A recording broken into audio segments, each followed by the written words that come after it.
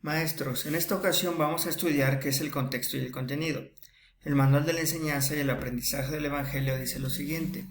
El contexto lo conforman 1. Los pasajes de las Escrituras que preceden o siguen a un versículo o serie de versículos. O 2. Las circunstancias que rodean o sirven de fondo a un pasaje en particular, un acontecimiento o un relato de las Escrituras. El contenido es el argumento de la trama, las personas, los acontecimientos, los sermones y las explicaciones inspiradas que conforman el texto de las Escrituras.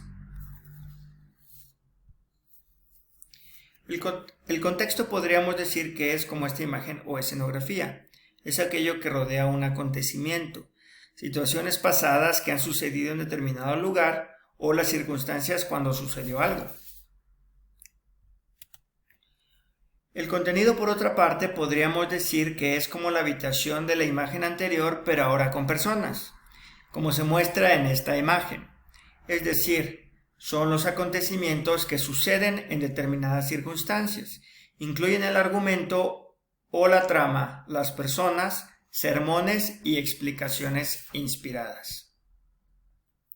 Para ayudar a los jóvenes a entender el contexto y contenido, es importante formular preguntas para analizar el contexto y el contenido.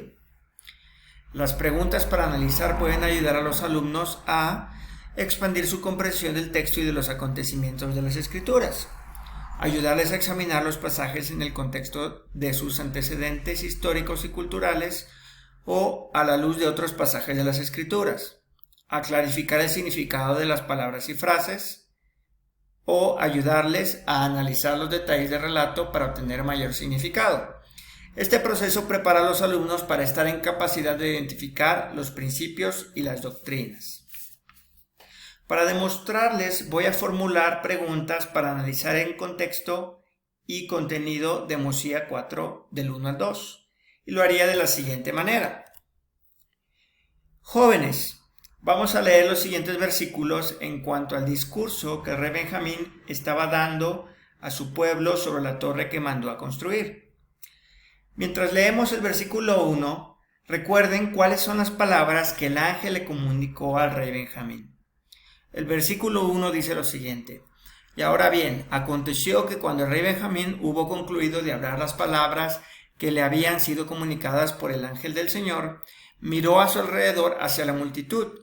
Y he aquí habían caído a tierra, porque el temor del Señor había venido sobre ellos.